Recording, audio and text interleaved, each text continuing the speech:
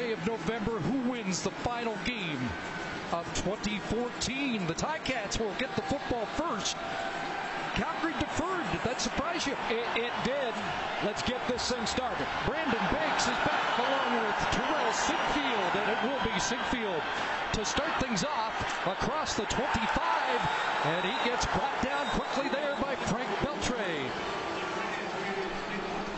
So Zach Collaros makes his Grey Cup starting debut in a stadium he has never played against a team he did not play this year because of injury early in the season. Zach Collaros 8-5 on the season, but most importantly for Hamilton and their fans, led the team to a 7-2 record in the back half, which equaled the record of the Calgary Stampeders in the back half of the season. He's ready to go.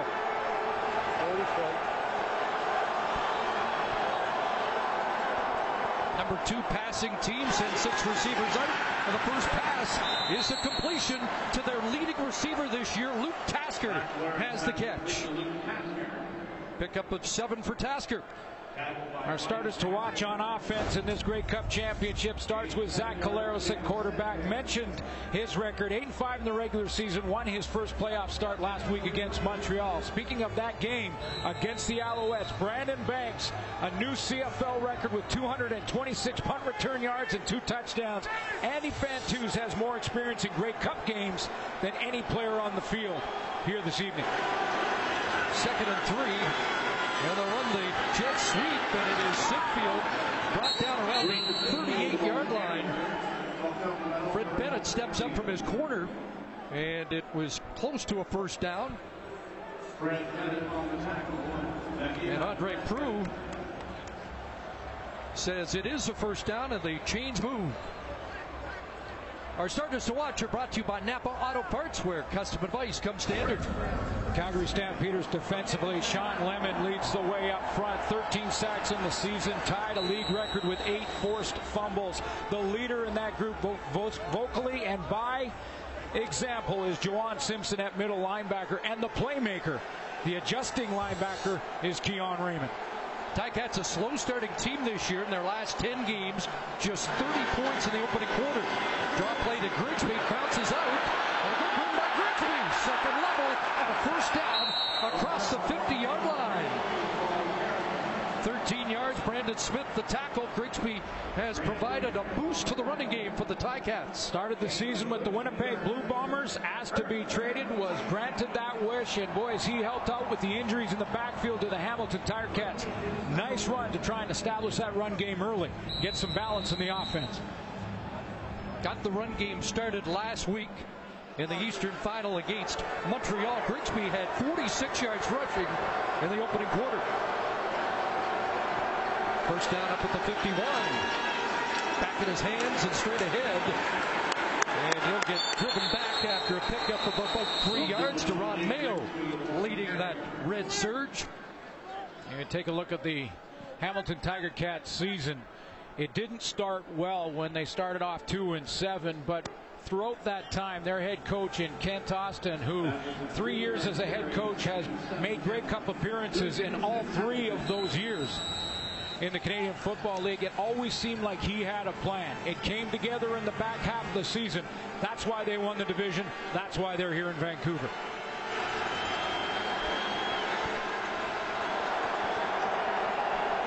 So Collaros near midfield looks at 2nd and 7.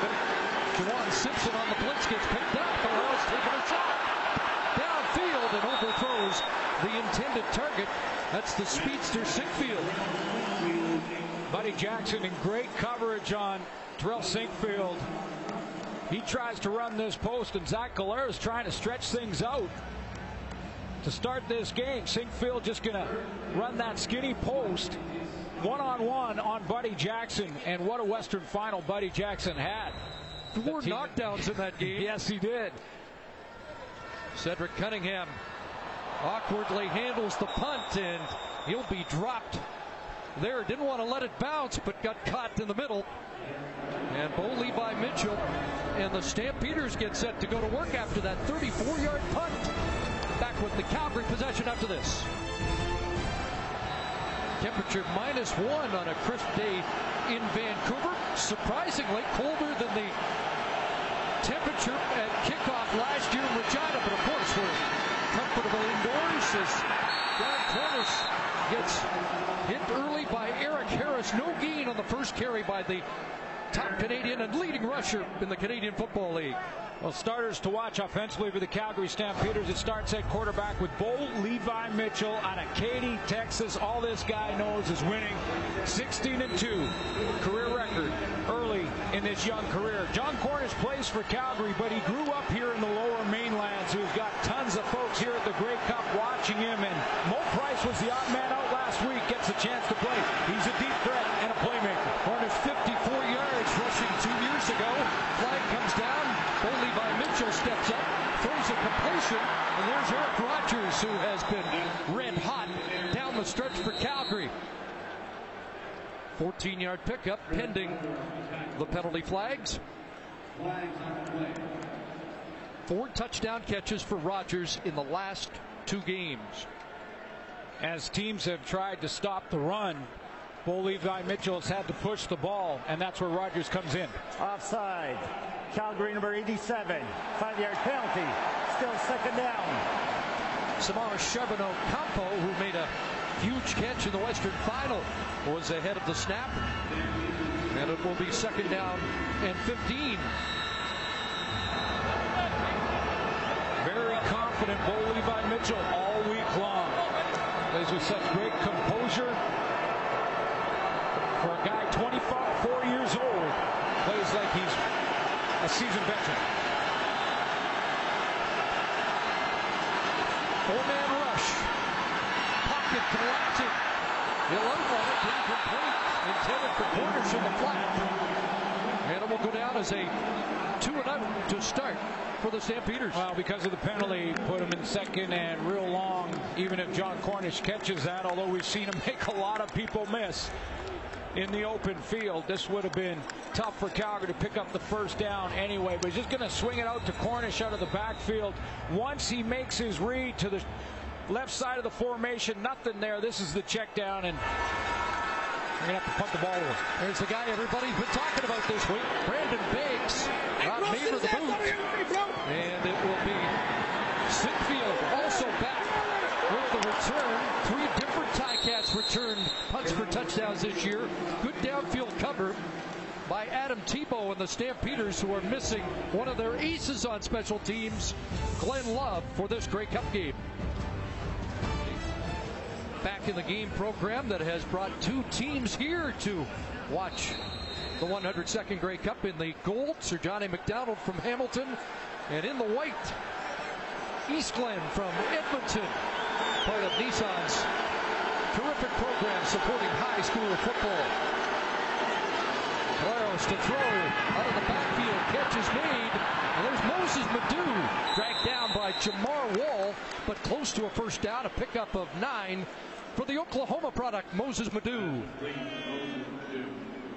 Well, one of the weapons that everyone is talking about, as you mentioned, is Brandon Banks, who broke a CFL playoff record in the Eastern Final against Montreal with 226 punt return yards, 2 touchdowns, actually scored 3 and had 1 called back. He will also play offense and is a playmaker. Not big, but plays big. 97 yards rushing on the year for Banks. 2nd and 1. It'll be Grigsby fumble the football. Calgary may have it. It's scooped ahead. And the hot potato has been, I believe, reclaimed by the Ticats. What an opportunity for the Stamps, but they couldn't squeeze it. Deron Mayo forces the fumble. And a flag down on the play. And did one of those Stampeders get tackled in pursuit of the loose football? Can't interfere with a player trying to recover a loose ball. There is no infraction on the play. The ball was not intentionally batted forward. Hamilton recovered the football. It will be 3rd down. So a loss of 29 on the Grigsby fumble.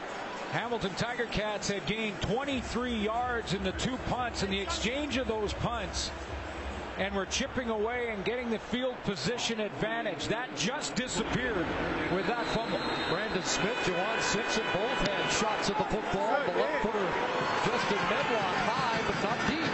Cunningham fields it, and the no yards flags fly.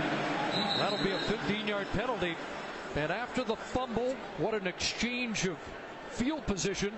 Field flipped to just a 31-yard punt. And 15 to be tacked on against Ken Austin's crew. Well, Cedric Cunningham did a great job of getting underneath that football and catching it in the air. That draws the 15-yarder.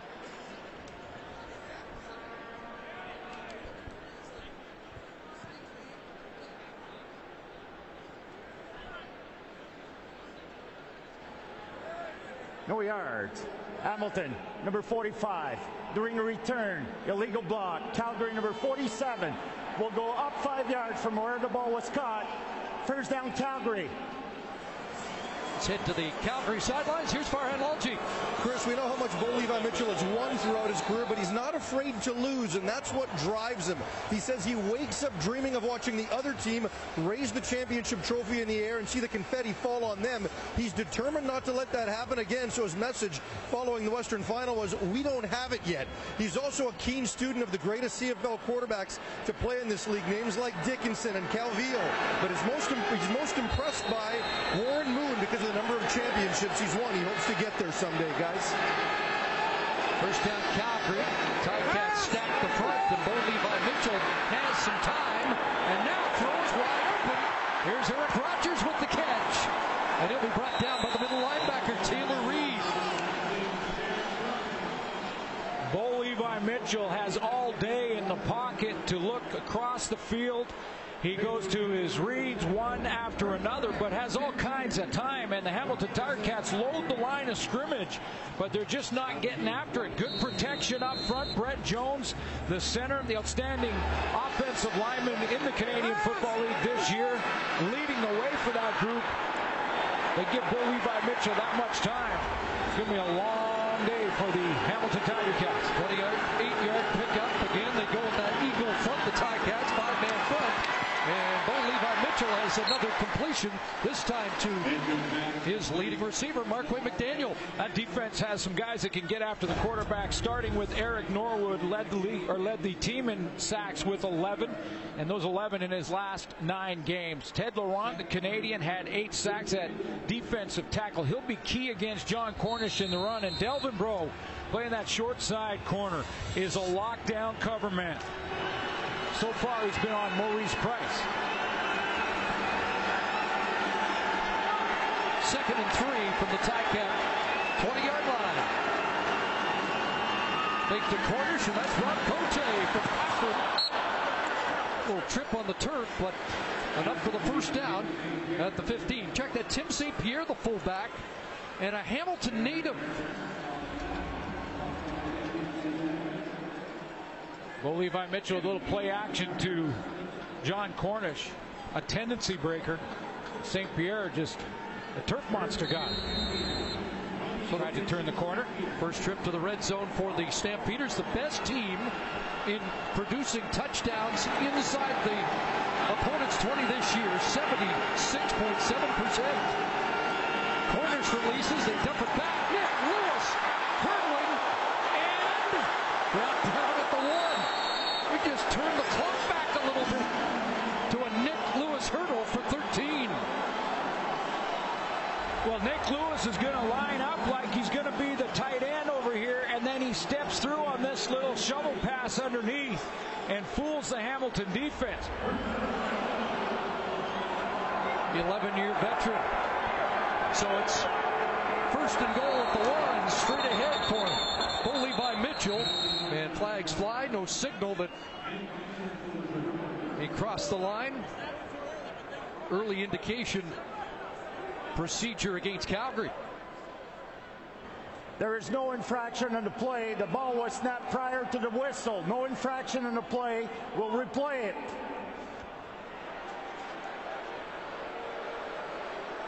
Calgary Stampeders taking advantage of the rule change, getting the quick snap, the up-tempo offense. You don't have to wait for the defensive substitutions offensively. But you do have to wait till the official blows play in. And so Boley by Mitchell to the sidelines, and Drew Tate, who handles most of the short yardage and led the league in rushing touchdowns with 10, comes into the game. Slides to the right, and he finds his way into the end zone. Touchdown, Calgary. Boy, he has a knack for that.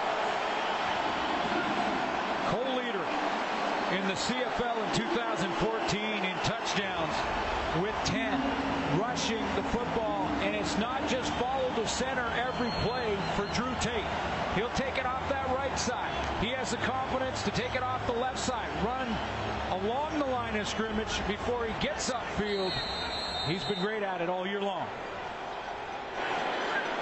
High play drive, 55 yards. Paredes, the extra point.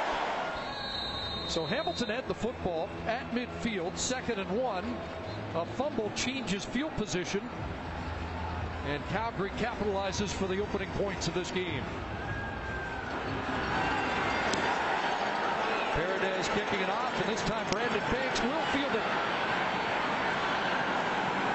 Speedy Banks trying to get up to speed, but corralled at the 29 by the Stampeders. Well, you talked about the field position advantage that Calgary gained through that fumble created by Deron Mayo, and that's when Bo Levi Mitchell went to work, has all kinds of time on first down, finds Eric Rogers. Then it's off to his most consistent receiver, Marquain McDaniel, most consistent during the regular season. Little change up to Big Nick Lewis, the veteran, on the shovel pass, put it on the doorstep for Drew Tate. 7-0 Calgary. They get the ball right back to Grigsby. Great pursuit. Stopped behind the line of scrimmage. Jawan Simpson, the middle linebacker, 3-time Western All-Star, and Brandon Smith, a couple of guys from the 2008 Grey Cup champions, make the play. Well, he is the leader, and what a great Western final. Former defensive captain of Alabama. Jawan Simpson plays big when the games are most important. Prominent last week, as you could see, the 7 tackles and a sack. And they're watching in Decatur, Alabama on ESPN2 here. And welcome to all viewers south of the border to our national championship game. 2nd down, and Sinkfield has it go through his hands. Jamar Roll was in coverage, so 2 and out for the Ticats. First time in the game that the Ticats have had to try and bounce back from adversity. The adversity created by Deron Mayo when he knocked the ball out of Nick Grigsby's hands. That turns into a 7-point deficit. And this young team averages about 26 years old across the board. Now got to battle back from adversity. They need to stop right away here. A couple of short punts so far from Medlock. Line drive boot here. Cunningham back pedal to his 40. A 43-yard punt. Cover team does the job. But John Cornish and the Calgary Stampeders will have good field position. John Cornish, of course, from Kansas, and the best single season rushing totals in Kansas history, beating Gale Sayers and John Riggins. 2006, over 1,400 yards. You don't get any bigger names than those two. Says he has a move list and one dedicated to Gale Sayers called the Gale.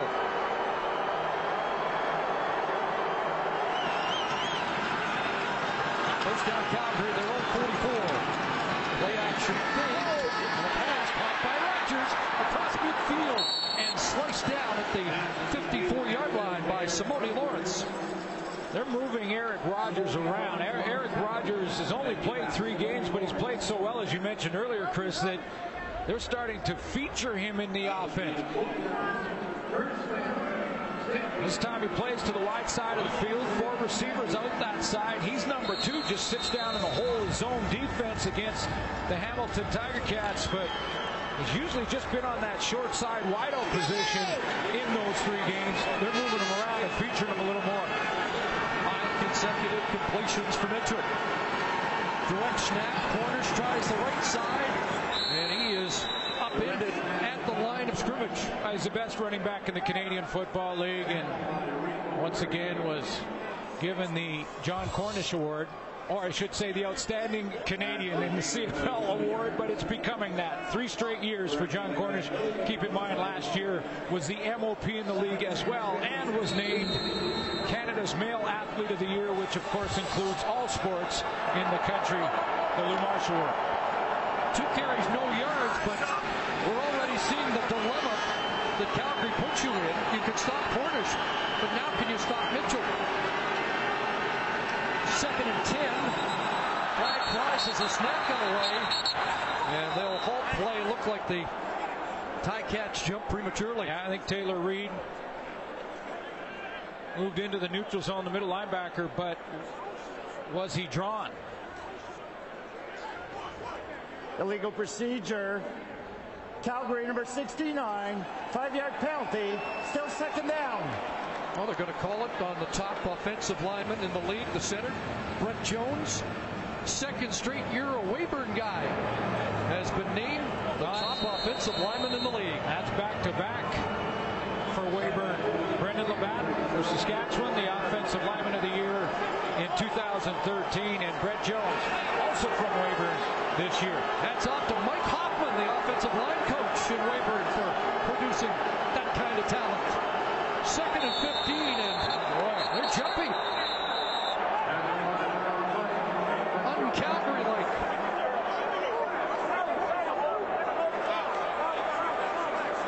Love the demeanor of Bo Levi Mitchell, just 24 years old. Calgary number 60. 5-yard penalty. Still 2nd down. Back guard this time, Shane Bergman. Yeah, back-to-back procedure calls, and you can see that Bo Levi Mitchell trying to settle down that huddle. Stampeders the least penalized team in the CFL this year. See what he's got on 2nd and 20. 4-man rush, and he'll roll up. Ryan Hall in pursuit, throws back. Got a man. Simone Charbonneau Campo. Another catch. Brought down by the safety, Greg Butler. But it is a Calgary 1st down on 2nd and 20. Bo Levi Mitchell rushed the ball 35 times for just over 200 yards, but he does this a ton. And that's to buy time and extend the play with his legs. Look at his mobility. Doesn't like what he sees. Gets outside the pocket to buy himself some more time, and he finds his target wide open over the middle. Charbonneau Campo was a Hamilton Tiger Cat, let go. And the Stampeders excited to acquire him. 1st down. And the pass caught by Maurice Price, who was not in the Western Final, takes the spot of Joe West in this game. Yeah, Bo Levi Mitchell's parents named him after Bo Jackson, and Bo knows winning. You take a look at his high school record, 29-1. And a state championship and an undefeated season.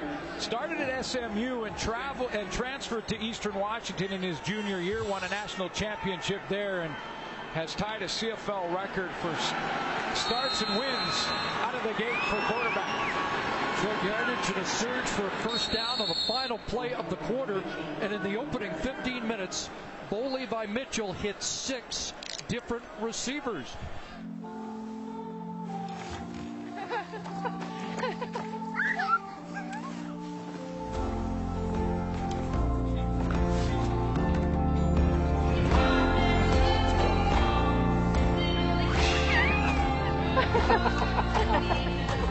Here's to the everyday things that end up being everything.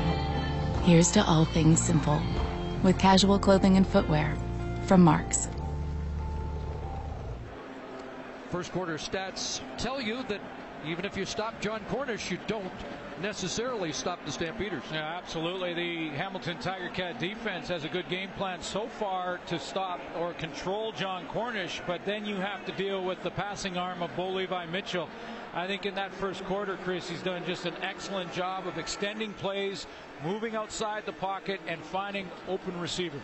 If you're Orlando Steinauer, the defensive coordinator for Hamilton, then what adjustments do you make? Well, you might have to start sending more pressure, trying to get him on the run. Here comes pressure. Mitchell connects again. Marco McDaniel gets tossed out by Brandon Stewart. And perhaps fortunate not to be flagged on that tackle. A 14-yard pickup for another former Ticat receiver. Boy, offensive coordinator Dave Dickinson, in his 6-year coaching, former outstanding player at the quarterback position in the Canadian Football League back in 2000. I asked him about running the ball to John Cornish. You got the best tailback in the game. You just keep feeding it to him. He said, I'm not going to beat my head against the wall. If they've got a good game plan, we'll find another way. That's what they're doing right now. In the postseason, Stamps are 4 for 4, scoring touchdowns in the red zone. First down, short drop, ends up for Rogers, and all over him is Brandon Stewart. That'll be a pass interference call against Hamilton. Yeah, Brandon Stewart didn't look back, didn't try to play the ball, and it looked like he grabbed Eric Rogers, who had a couple of touchdowns last week, and this is a guy who... Pass interference. Hamilton, number 9, to follow the curve in goal. The ball will be placed on the 1-yard line. Automatic first down. There is no question there, and there will be no challenge, although in this game, for the first time ever in football, both coaches will have the ability to challenge defensive pass interference. We won't see it there. But Drew Tate back in. The short yardage specialist, this time left side touchdown. Tate's got a pair to expand the Calgary lead.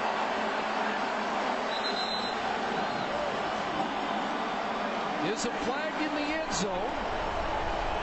It was late, real late, well after Drew Tate had crossed the goal line.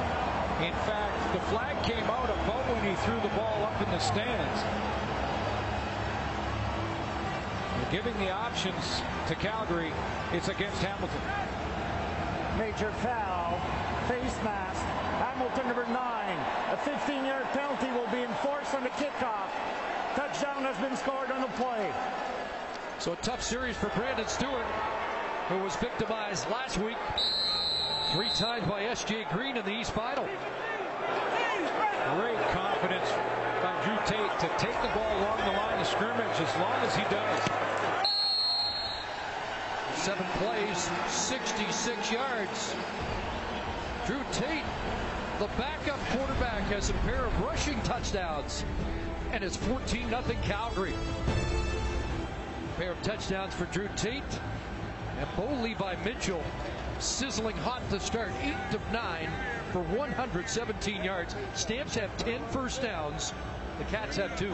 Yeah, Londo Steinauer may have to start sending pressure. Bo Levi Mitchell is doing a nice job of calmly moving around and changing the launch point. Hey, let's go. We've got to try and rattle him a little bit if that's possible.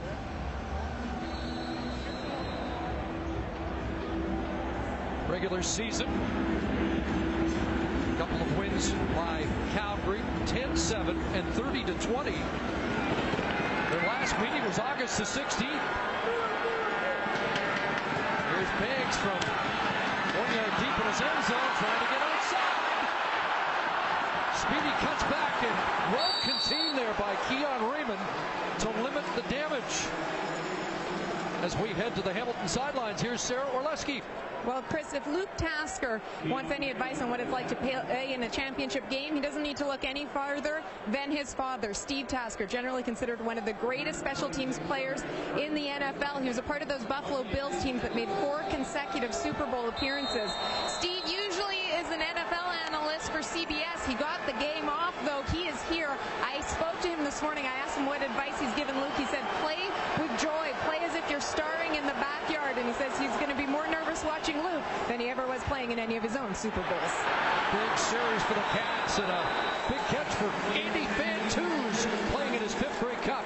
A first down for the Ticats, a 21-yard pickup up across the 45. Yeah, Luke Tasker plays the game a lot like Andy Fantuz, very similar receiver. He's going to make the catch here and try and get something positive and maybe stop this Calgary momentum, get a drive together for the Hamilton offense. And Luke Tasker and Andy Fantuz are very similar receivers.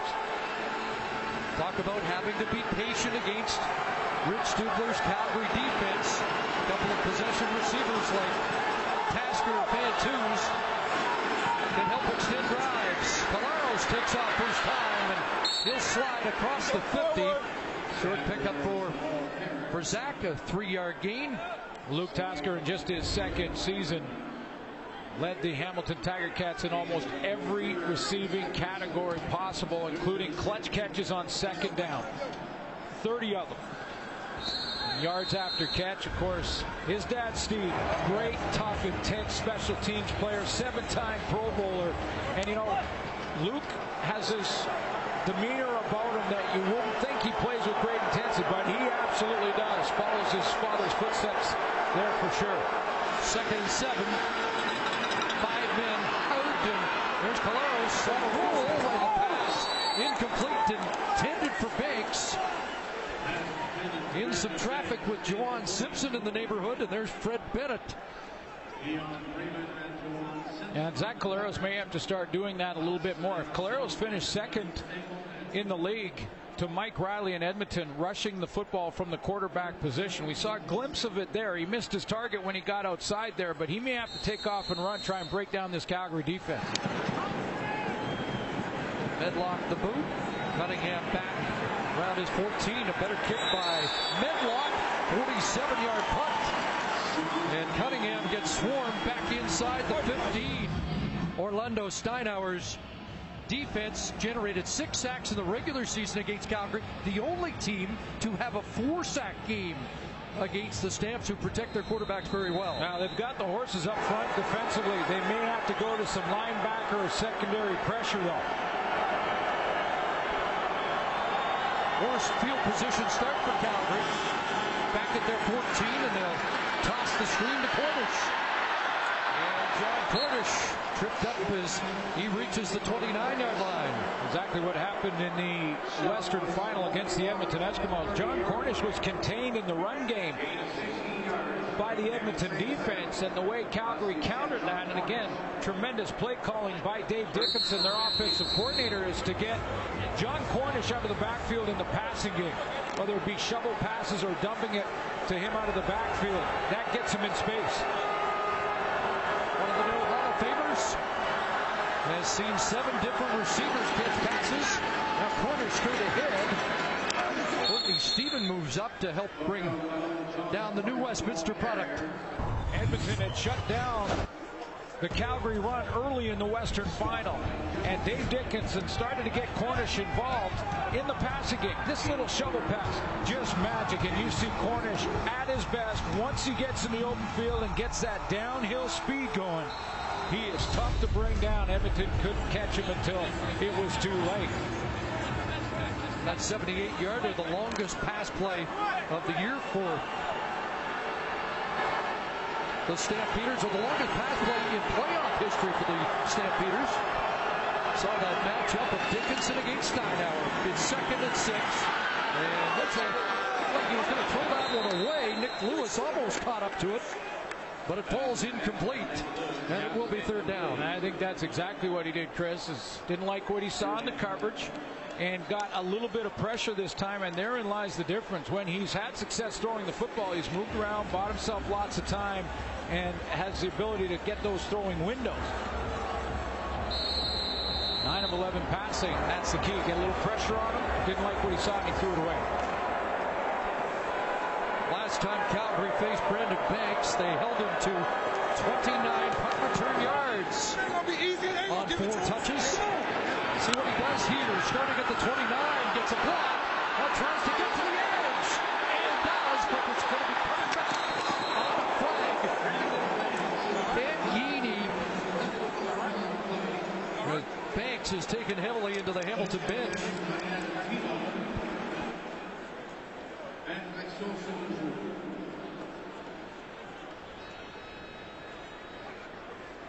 Looked like the clip will be called against Ed Geaney as Banks was turning the corner.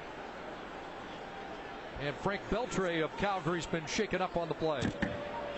During the return, illegal block. Hamilton number 29, 10-yard penalty, 1st down. So it is Geedy as they march him back. We'll take another look at Brandon Banks getting bumped into the Hamilton bench. Stamps will try and keep him under wraps tonight. You're watching the 102nd Grey Cup. Getting a taste of the atmosphere they'll be playing under in 2015 here at home. Zach Collaros throws a strike, and there is Sammy Jaguar with his first catch. Had 3 last year at Mosaic. An 8-yard pickup, and a much different atmosphere for the Ticats this year than was the case a year ago in the Grey Cup game. They ended up in a hornet's nest in Mosaic Stadium, and Tommy Condell, the offensive coordinator for Hamilton, now may want to talk to Zach Collaros about taking off and running when he has the opportunity. He's had some running lanes. So far, Calgary defense playing pretty well against him. Seal Prime and Landon Rice line up at tight end. Second and about 1.5 yards, and straight ahead. That's a first down run for Grigsby. No surprise, the Calgary defense has played as well as they have all year when their leader, Rich Stubler, 4-time Cup winner. Been in Hamilton in '86 when they won, Edmonton, BC, and Toronto for championships. And boy, he's got a great mix in this defense of veterans like Jawan Simpson and leaders in the middle of that defense and playmakers in the back end like Jamar Wall, who tied for the league lead in interceptions. Was Madu with the carry, and a 6-yard pickup gives Hamilton a first down. 6 receivers out. Tasker the clear hitter. And that should be another Hamilton first down. That's what I'm talking about. The comparison with Andy Fantus, Chris, is that he's a time and space type of receiver. And what I mean by that is he has a good sense of exactly when to sit down, when to zone defense, and when to run through and continue on his route when it's man-to-man defense. That time, Rich Stubler called the zone. He got the drops from the linebackers, and Fantus and Luke Tasker just sat in those holes, and it was Tasker with the ball. Stamps defense dares you to be patient. First and 10, pressure on. Collaros has a man open. Brandon Banks has got it down at the 25-yard line. Well, there's a little taste of what Zach Collaros can do with a little bit of an ad-lib under pressure. You know, he admitted to me early in the week that he was going to be nervous for this game when it started, and maybe he's settling in, because you're right, Zach Collaros is going to move around in the pocket a little bit. It's starting to collapse, but he keeps his eyes up, keeps his eyes down the field, and he finds Brandon Banks. Says when things start to break down, that's called the jazz session, when he has to improvise a little bit. And he does for a 36-yard connection with Brandon Banks. So to the Calgary 25, it's a first down Cats. Short drop, another quick hitter, and another catch for Luke Tasker. 5 for 80 in the Eastern Final last week. 6-yard pickup for Tasker here. Well, last year, just 3 catches, but Luke Tasker is going to pass that in this Grey Cup. Last year's Grey Cup, his first. And Kent Austin found Luke Tasker at Cornell. He was coaching down in the U.S., the Ivy League. Saw the Hamilton numbers in the red zone. Their percentage last during the regular season. Got to be more efficient here in the score zone. Pressure on. Collaros putting it into the end zone and out of bounds. Terrell Sinkfield, closest Ticat to the ball, but I think Collaros just wanted to make sure a Calgary player didn't get their hands on the football. Yeah, under pressure, I believe it's going to be Deron Mayo again who's causing the problems for this Hamilton offense. And he's made a couple of big plays already. He's going to break outside and contain, getting chase on Zach Collaros, and that's why he had to throw that away.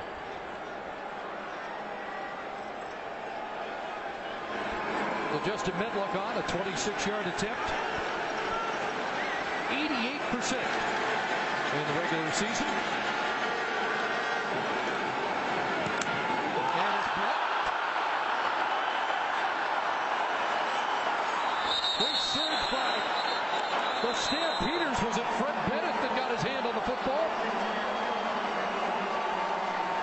I think DeMonte Bishop and DeMonte Bolden in the middle. Good push right down Main Street into the face of Justin Medlock, Chris. And Mark Killam, the special teams coordinator, pretty pumped up about that. The guy everybody thought would have some sleepless nights this week worrying about Brandon Banks. Play, the kick was deflected across the line of scrimmage.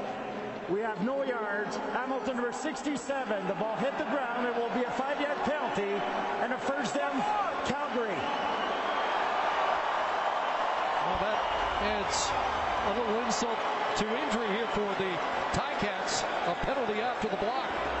It was right down Main Street, Chris. It's going to be DeMonte Bolden gets his left hand on that one. He playing for the Quinn Evans, who was injured in the warm-up before the Western Final. Gets in on the roster for this Grey Cup championship and gets a block. Here comes pressure. Mitchell flushed. Looks downfield. Wants Rogers. At the Hamilton 45-yard line. Suddenly, the most dangerous connection in the Canadian Football League is Mitchell to Rogers. Once again, Mitchell using his legs, but I loved at the other end where Eric Rogers is going to win the jump ball. He plays like he's ripping down rebounds, and Bo Levi Mitchell's got great confidence in throwing it up, even if he looks like he's covered. Rico Murray's in pretty good position, but that subtle move by Eric Rogers to come back to the ball, time his jump, got him the separation he needed. 43-yard pickup. He's at 83 yards in the game, and now they'll swing it out to the speeds of Maurice Price. Look out! Brandon Stewart has to catch him from behind. It's another Stamp first down. 25 for Price.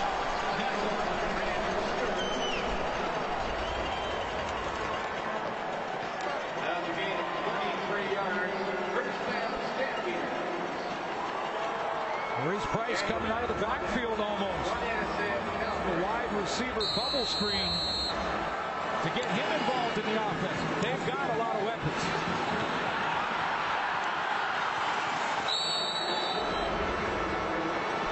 Mitchell already 200 yards passing. First down Calgary at the Ticat 19. Take the corners. Tim St. Pierre, his second catch. Eric Harris will bring him down. This is where the composure of Bo Levi Mitchell just rings true. He gets out on this little play action on that last play, and the temptation for a young quarterback is to look to the end zone, try and force it in there. He doesn't. Takes what he's got in front of him, drops it off to St. Pierre. Mitchell on the sneak, plowing down around the 10-yard line, close to another first down.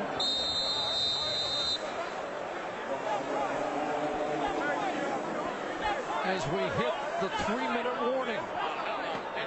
Stamps have a 2-touchdown lead, and they're threatening again.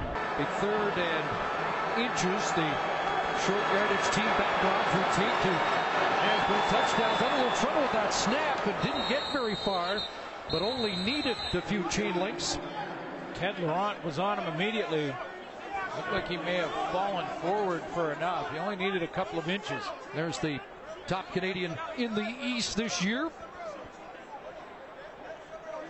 But this defense hasn't had an answer so far in the first half. No, they've tried to rely on 4-man pressure, and it's been successful all year long up front, especially in the back half of the season, led by Ted Laurent and Eric Norwood. But just the mobility of Bo Levi Mitchell and his composure once he gets outside of containment has really hurt this Hamilton defense.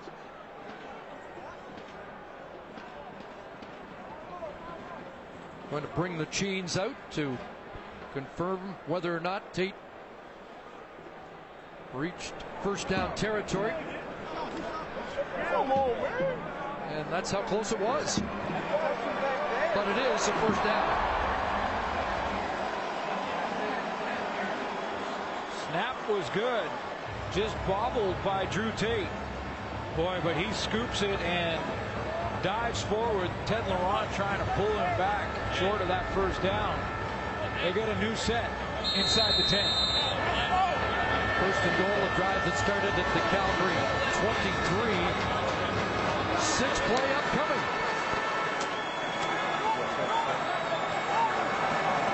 Number 1 rush team in the league doing it by pass so far tonight. It'll go again, and it's incomplete. Marquay McDaniel slipped the intended target on that little screen play.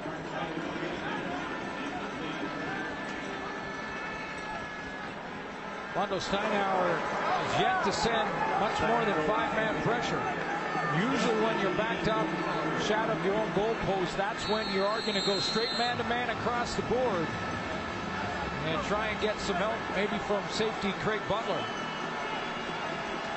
or one of those linebackers. Second and goal.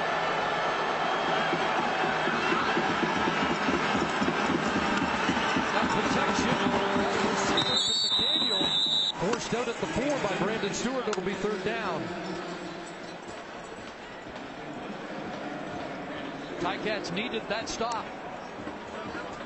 Yes, they do, and they should get the ball back with time to try and break the goose egg and get a little momentum going in at halftime. It slipped away last year on Kent Austin's Hamilton Tiger Cats quickly. When that snowball started to roll downhill, it was impossible for him to stop.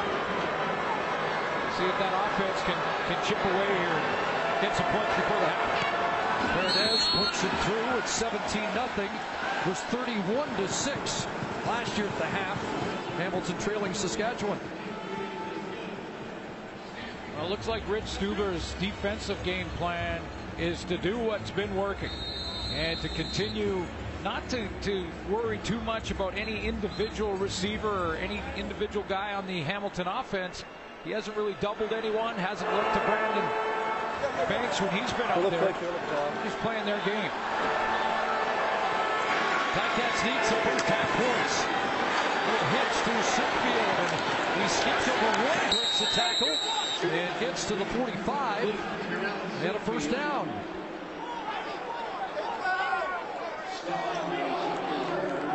Going into that short side of the field, and Rich Stuber told me during the week that Jamar Wall, Fred Bennett, in combination with Keon Raymond, when they get into that side together, and right now they're on the wide side of the field, he thinks are the best group of defensive backs he's worked with in his career.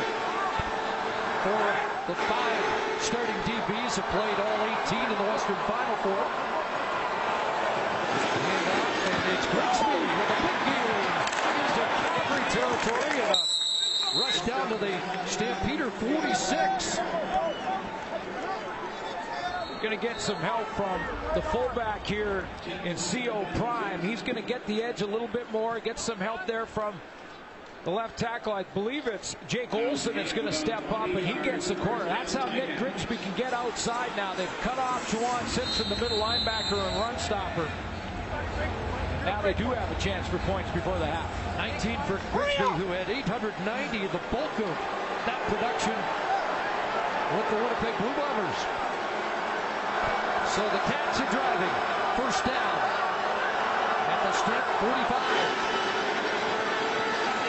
Calero steps up. He's got an open man. And it's a touchdown, Brandon Banks. Speedy catches up to it, and it's a 45-yard Ticat touchdown. Did you see the acceleration and speed by the 5'7", 153 pounds in the program? According to his trainer, 143-pound Brandon Banks. He put it in another gear and ran that ball down. I thought from our vantage point, Colaros had overthrown him.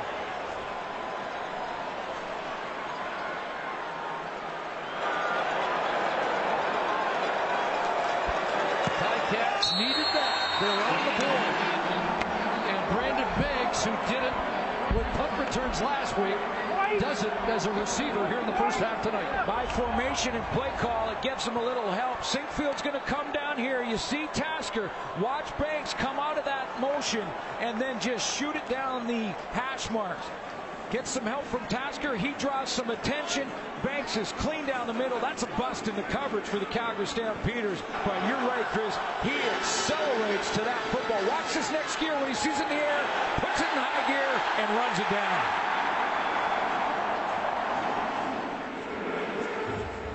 56-second drive by Zach Collaros, and it was a huge one. First postseason touchdown pass tossed by Collaros, and 81 seconds left, and suddenly it's a 10-point game. So a stop by the Ticats defense. They got us right there. When Calgary had first and goal, and now a quick response by Kent Austin's offense.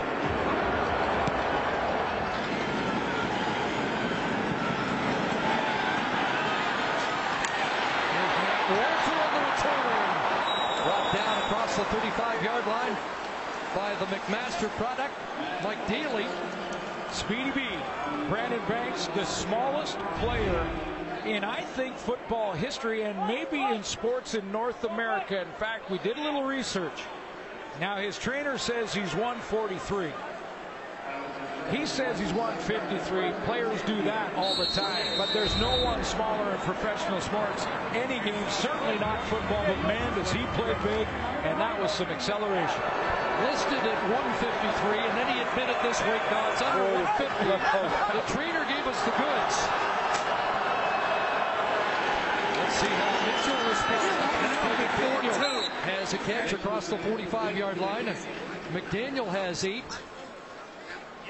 Well, Zach Collaros with a good 56-second drive, and that strike to Brandon Banks has given Bo Levi Mitchell enough time to answer that score. Fourth catch for McDaniel, and this could be a real deflator if Mitchell can respond. 2nd and 2. Stop. John Cornish didn't get to the 49. And the Ticats may get the football back here with a little time in the first half. Just notice the Hamilton Tiger Cats and Orlando Steinhauer switched Delvin Breaux. His shutdown short side corner put him on Eric Rogers. Eric Rogers did a lot of damage so far in this first half and in this championship game. So he's moved Delvin Breaux over here now, and he's matched him up on number 80. I'll look and see if they keep that matchup in the second half. I think it's a great idea.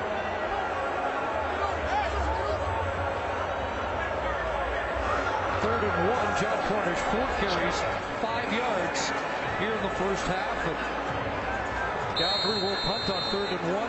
Maver kicking to that guy named Banks.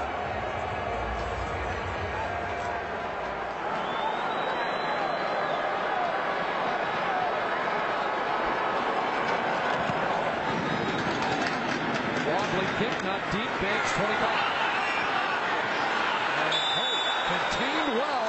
Downfield, Carl McCartney, leader on the special teams with 23 tackles during the regular season. He just took that 143-pound returner in Brandon Banks and ragdolled him. Mark Killam, the special teams coordinator, said they're going to punt the ball to Brandon Banks. Even though Banks had 3 touchdowns, 1 called back in the Eastern Final, and 226 yards. They said they're not scared. They're going to kick it to him. One of the top, but again, we mentioned no Glenn Love, who had 20 for Calgary, but McCartney gets the job done. Interesting to see how Hamilton handles this. They'll hand it off inside. And Grigsby has 6. Well, I think you handle it by pedal to the metal. You can get 24 seconds. You get 3 plays squeezed in here and maybe get in field goal range. You all of a sudden grabbed a huge chunk of momentum going in at halftime. And that throw to Brandon Banks got to give Zach Collaros a lot of confidence going into that second half. But they are huddling with the clock running. Yeah.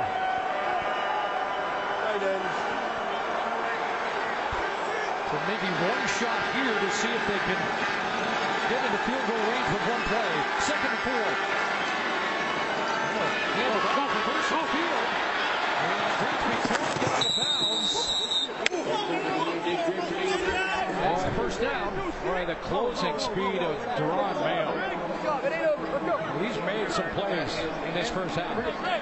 The clock runs out. Drew Tate. A couple of quarterback sneaks. As the Stampeders built a 17-0 lead, and then the Colaros touchdown strike to Brandon Banks. 10-point lead as we get set for the second half of the 102nd Grey Cup game. There are the numbers through 30 minutes of football. Well, Levi Mitchell on pace for over 400 yards passing, and has picked up a lot of those yards when he's extended plays, scrambling, getting outside and contain, like the panel mentioned at halftime. Hamilton's got to contain Bo Levi Mitchell, and James Duthie is bang on. Brandon Banks has given Hamilton Tiger Cats some hope. See if they can carry some of the momentum from that touchdown of 45 yards by Banks. 5th different team in the last 5 years will be awarded the Grey Cup here tonight. Montreal, BC, Toronto, Saskatchewan, the last 4 winners. Calgary and Hamilton with the game still in the balance as we start the 3rd quarter. Cunningham and Walter back, and it will be Cedric Cunningham from his 11, and he will reach the 30 before he gets stacked up. Led by Craig Butler on the cover team. Let's take a look at the first half for Bo Levi Mitchell. Hamilton Tiger Cats had a good defensive game plan to control John Cornish in the first half, so Bo went to work, used a lot of targets, used play action as Matt Dunnigan and Jock Climby mentioned at halftime, but it was his mobility. It was moving around in the pocket, changing the launch point, using all his targets, and his receivers reacting back to the football when he scrambled. 220 yards in that first half because of that. They've got the pass game in high gear in the last 2.5 starts. 970 passing yards, and they come out slinging here. Mo Price, a defender falls, and Rico Murray will drag him down at the 51 after a slip by Brandon Stewart. Brandon Stewart's in pretty good position. It's just a timing throw from Bo Levi Mitchell on the out to Maurice Price, but on the turn you can see that Brandon Stewart went down. He's had a back-to-back tough couple of games, or a game and a half at this point. Wanda Steinauer said he's one of the guys that have been a leader in that back end. 19 for Price, and now they stack up that defensive line and pitch to Cornish. Cornish with 5 yards in the first half. Crashed across midfield. He was bounced by Simone Lawrence, but it is the longest run of the night for John Cornish, 7 yards. Simone Lawrence. Little pad popping here.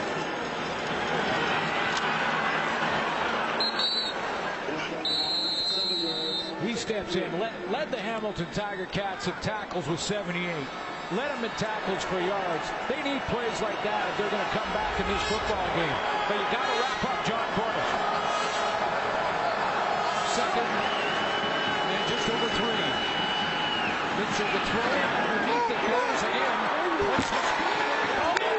Not going to get there. Dragged down by the defensive end, the mobile Eric Norwood. Norwood's going to widen when he sees Cornish come out of the backfield. This looks to me like this is film study for Norwood, who is going to just watch how he widens when Cornish gets out of that backfield. He's going to widen up with him, almost like he's covering the star tailback one-on-one. Then he sees that Maurice Price has the ball, steps up, and holds him short of the first down. Norwood, a great story. He was benched for 3 games. His job was in a precarious position. He came back in at 11, second half of the season sacks. Here's Banks after a 49-yard punt. May have found a crease, and now gets outside. He gets out.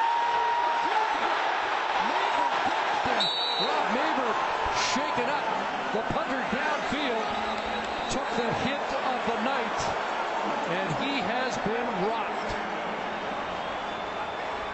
44-yard punt return by Brandon Banks, but he gets upstaged by the block Justin Hickman, athletic enough to be playing on the punt return team, and he catches Rob Maber when he wasn't looking. He was focused in on Brandon Banks, and he just drops him. Maber's having some issues on the sideline. From Brampton, played his college ball at Guelph. Understandably wobbly as he went to the sidelines. We will likely see Paredes in the punt. Best field position start for the Ticats. And a catch for Luke Tasker across midfield for 6. Get Brandon Banks going in those punt returns. Johnny Rogers in 1975 in a playoff game had 175.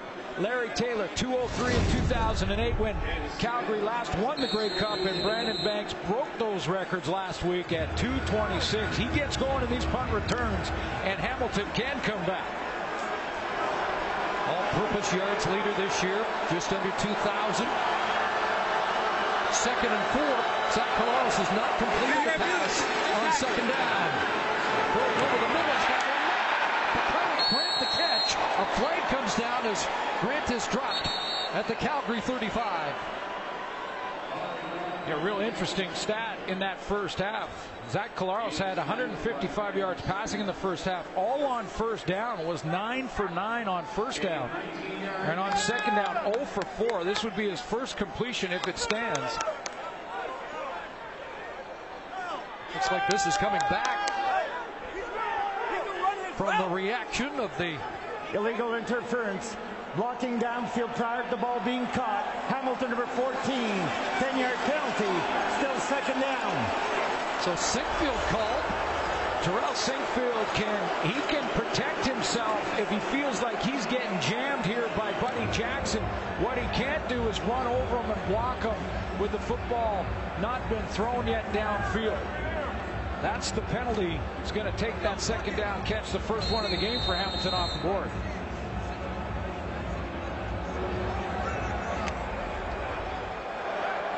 Sinkfield the hammer, not the nail there. Puts his team in 2nd and long. So back at the Ticat 38. 2nd down and close. He'll take it. Cole Mason pursuit, and Deron Mayo with ill intent chased him into the Ticat bench. Yeah, Deron Mayo had a first half. He had a great first half. He's quick to the football here in this game tonight. It looked like Zach Collaros might have had the corner and had the edge, maybe pick up. Not sure if he gets to first down territory, but once again, Deron Mayo, watch how quickly he closes when he sees Collaros just take off and run. And number 4 Wise to get out of bounds. And Medlock looking to pin. Great protection right there. Cunningham across, fields it right at the 15 and not going anywhere as he is dropped to try and rip it out of there, but the whistle sounds. And that's where Calgary will scrimmage the football. 4 minutes into the 3rd quarter, the 102nd Grey Cup. Markway McDaniel, 4 catches, 34 yards. So the first half with more on him. Let's join Brian Lolchi. Thanks, Chris. And McDaniel is really motivated in facing his former team, even though Kent Austin and many of the others weren't there at the time. Now, the last time he played for Hamilton for a full season, he had close to 1,000 yards receiving. The following year, he was blown up on a play by Etienne Boulay, and after that, he admits that he got alligator arms going over the middle, which is partially why he got released. Calgary picked him up. He was on the practice roster during that 2012 run to the Grey Cup, and during his time practicing, he spent a great deal of time taking contact in practice. You really see that for receivers at the professional level. They wanted to get that out of his system, and it showed this year when he got hurt with a broken hand and had to miss 6 games. He came back and didn't miss a beat. Last visit here, 12 catches. Mitchell under pressure, dumps it off, and there on cue is Markway McDaniel with a big catch in. He takes a hit from the middle linebacker, Taylor Reed. Yeah, missed those 6 games due to injury and still led the Calgary Stampeder receiving corps this year. Finished 11th in the league, and he's the last option for Bo Levi Mitchell. This time now Hamilton trying to keep him in the pocket, are not as aggressive getting upfield. That's a big first down for Calgary. Remember, Rob Maber on the sidelines may not be available. Rene Paredes may have to be called in to punt. get a little better field position. First down, Mitchell, and the out is on time and on target. And once again, it's Eric Rogers working against Brandon Stewart and has his fourth catch of the night. I love Dave Dickinson's offensive coordination here and what he's trying to do and get personnel-wise. He puts out here on Delvin Breaux. He's going to put Nick Lewis and eat up Delvin Breaux's cover ability and put his hottest receiver, Eric Rogers, in the inside. Now he's on Brandon Stewart. Brandon Stewart is struggling in this game. Struggled a little bit last week in the Eastern Final. They're getting the matchups they want. Rogers has 99 yards already. First down, the fake, and the flip goes to Cunningham.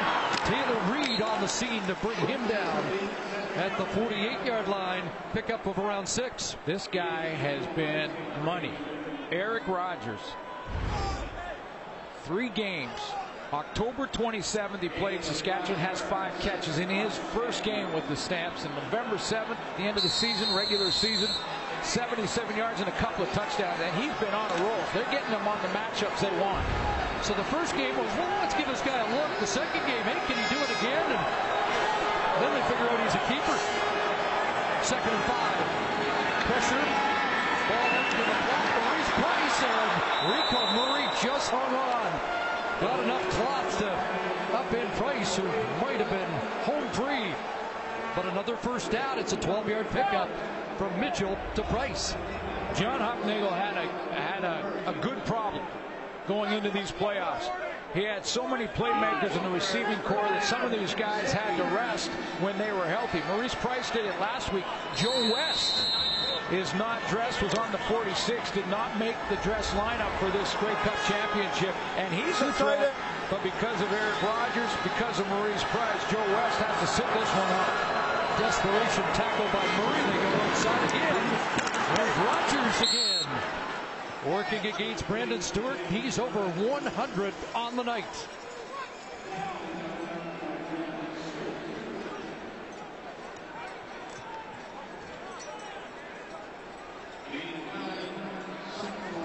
He's done it from the wideout spot. They put him into the short side of the field. They put him at the 2 receiver, the slot back spot. And then when they put 3 receivers, 4 to one side, he's either won that 3 or 4 spot. So Dave Dickinson focusing on Eric Rogers. Orlando Steinauer can't get Delvin Breaux on him, or hasn't all that much yet. Out of the pistol on 2nd and 1. Play action fake. Thank you.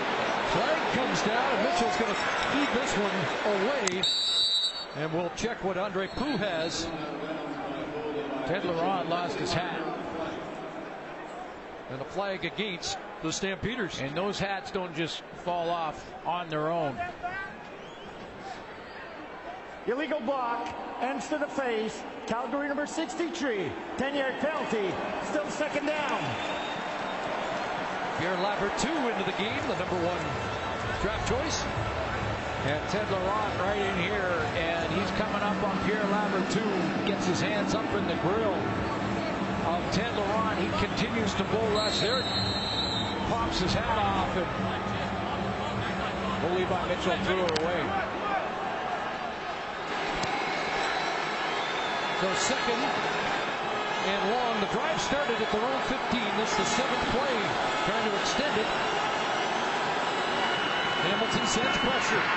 And Mitchell steps up. Gets away. Over the middle. He's got another completion. Although Rico Murray trying to sell that the ball was incomplete. Pitch by Cedric Cunningham.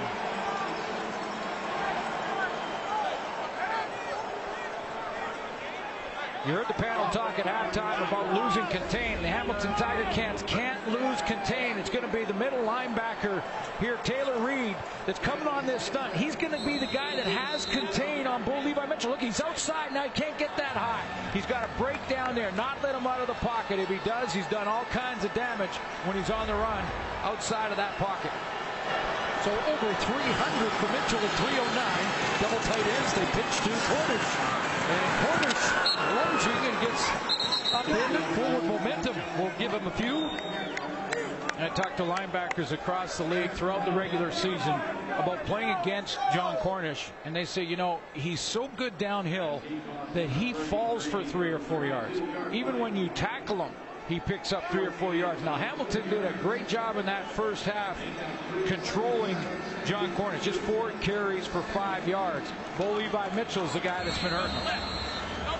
By the way, our guys in the truck confirming that last play by Cunningham was indeed a catch.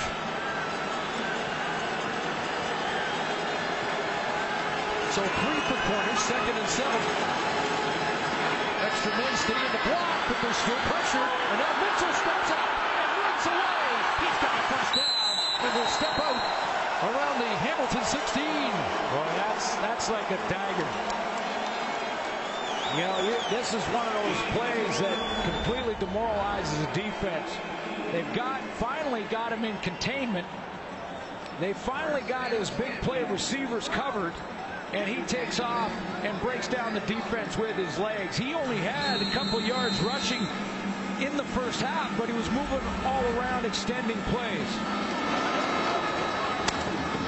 5 first downs on this current Calgary drive. Is there anything Bo Levi Mitchell can't do? First down, Cornish. Down to the 12. Tackle again made by the middle linebacker, Taylor Reed. The guy knows winning. Tied Jackie Parker, the Edmonton Eskimos, for the best start of any quarterback in the 102-year history of this game at 15-2, and then won that first playoff start last week against Edmonton. Has the lead here. Can he keep it? He's looking good. Real good.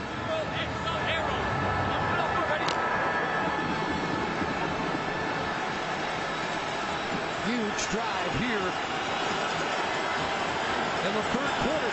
Ticats got a stop last time they were down here. Fake to Cornish, and the pass falls incomplete. The pressure, and Brandon Stewart tells you he tipped the pass. Yeah, he did. He got his hands on it. And Alonzo Steinauer takes Brandon Stewart, struggled a little bit in coverage over the last game and a half, and take him and put him on a halfback blitz. Told me he's been a leader, especially in the second half. A guy that has really got that secondary together, galvanized that group, and he makes a play there. Put the field goal team on for Calgary. Take holding for Paradise. 19 yards out. 13-point Calgary lead. Hamilton opts to take the ball at the 35 with the return men they have. Is that a little bit surprising? Right. Yeah, it might be a little surprising because you want to see if you can get the ball back into Brandon Banks' hands, but it might be easier offensively than on a kickoff return. There's dancing around, pressure, and takes a hit. Took a heavy hit on the play from Freddie Bishop. Ended the game with the injury to Charleston Hughes that knocked him out of last week's game and the rest of the season. Just outside of the left side of your screen, Freddie Bishop at rush in. A little rip move up, gets the hands away from him, cuts underneath, and pretty hard hit on Zach Klaus.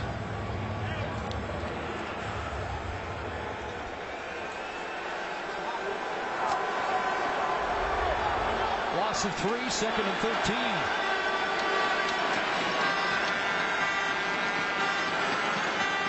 Valeros pumps the works, double clutch, in some trouble, and dumps it off to Sinfield. He has to make people miss, and he gets nailed as he gets one to Junior Turner from his defensive line position.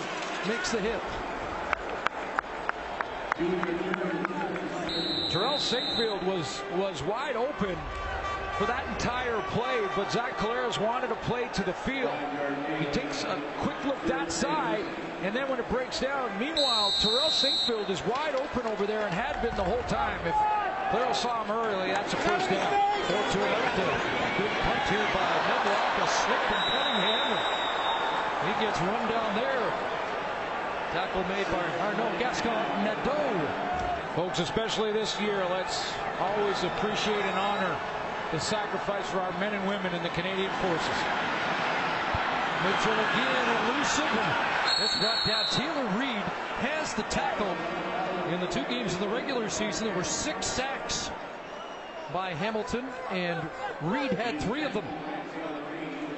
We like to almost dedicate the game every year to our men and women. True Team Canada, Canadian Forces, somewhere around the world.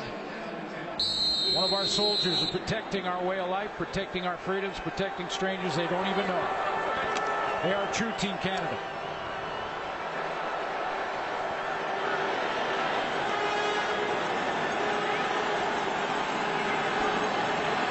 Under 2 minutes left, third quarter, 2nd and 10. The screen, Cornish.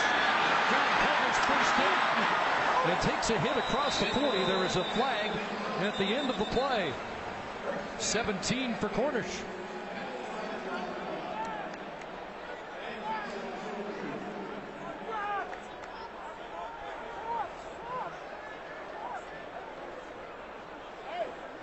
They haven't been able to spring Cornish just yet.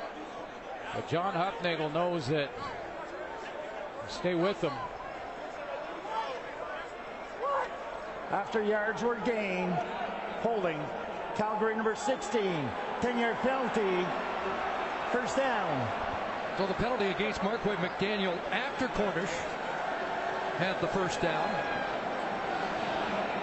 They'll bring it back to the 26, but it will be a first down for the St. Peters. Marquay McDaniel's to the right of your screen. And as this play develops, he's going to go down and block on Brandon Stewart. And he kind of holds his arm, split second long, and then immediately knew the flag was on him, kind of waved at the official like he didn't agree. But you're right, Mitchell will get the first down, just lose the yardage. Come back at the 26 and back into the hands of Cornish. Not much there. That's been the story so far tonight.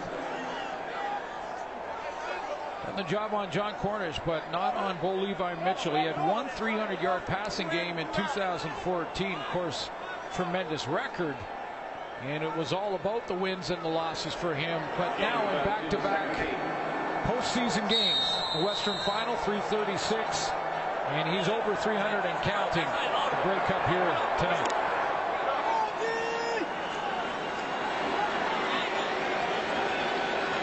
See what Orlando Steinauer does here. Showing pressure, only sending 3. 2nd and 7. And Nick Lewis doesn't make the catch. No, I don't think he did. That was right in front of our location. And as that ball came down low, looked like he used the ground to help him make the catch. 11-year veteran, over 11,000 yards. And watch how he one's hops and uses the turf to help him catch that one. 11 years, a guy who is about 805 for over 11,000 in his career. You saw Maver take that huge hit from Hickman. He's on the sidelines, and Rene Paredes now into the game as a punter. And again, Brandon Banks is back off the side of his foot. Doesn't turn out to be a bad kick because not much room for Banks to work with. 38-yard punt and a limited return. Just 1 sack in our game tonight. Our sack tally brought to you by Purolator, tackling hunger across Canada. Chip. That's pretty good, folks. I mean, that's a lot of food for the people who need it in our country. Saskatchewan won the race, 64 on the season, led by John Chick, who led the league in sacks. We've got some guys that are pretty good at it in this game, in this Grey Cup. Eric Norwood's one of them. Sean Lemon, another, had 13 on the season. Hats off to Chris Schultz and the Purolator people for another great year. Here's Gallardo throwing high. Sinfield brought it down, and he gets taken down quickly by Keon Raymond on the final play of the third quarter.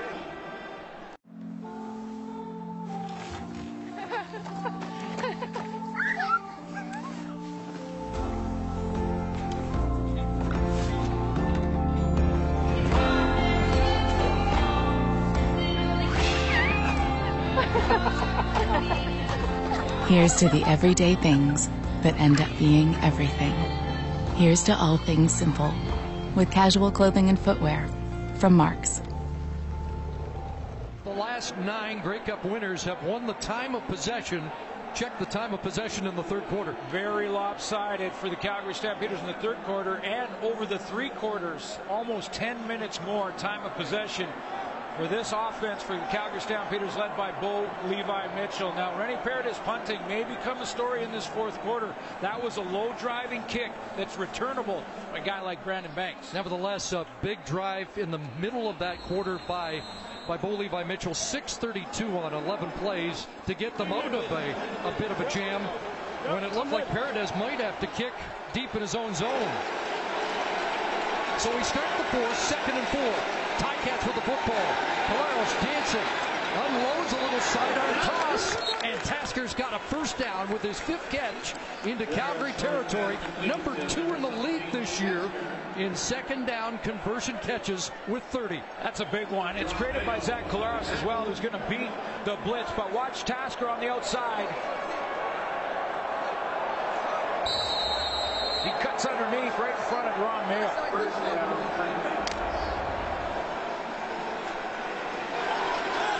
So that the first 2nd down conversion toss of the night by Collaros. Ledoux and Banks in motion to this near side. Jaguar is open. And he did step out, the ruling out at the 37. 16-yard pickup for Sammy Jaguar. Hamilton Tiger Cats are hanging around. I mean, their defense has given up some yards. They've given up the time of possession. Lost that battle so far. It's been a lot of Bo Levi Mitchell over 300 yards, but Ken Austin's crew is hanging in there. I mean, they finished this drive. We've got a ball game and a finish in the fourth quarter. Last team to win a Grey Cup under 500 as long as the Ticats were this year. Didn't get to 500 till the final game of the regular season was the 2001 Calgary Stampeders. First down pressure. And again underneath. The coach is Ledoux. Got blocked and has another first down to the 25. Moses Ledoux was the check down man. I think Zach Collaros wanted to go to Andy Fantus, who was coming out of the backfield on the run, and he actually caught Josh Bell coming up. Watch Fantus to the right of your screen. Josh Bell, number 11, comes up to cover him, and then he gets, whoa, he's going deep and tries to chase to catch up. Zach Collaros can't step into a deep throw in that case, so he dumps it off to Ledoux. Good block by their top offensive lineman, the right guard, Brian Simmons. Now Collaros is hit on his last 9 attempts.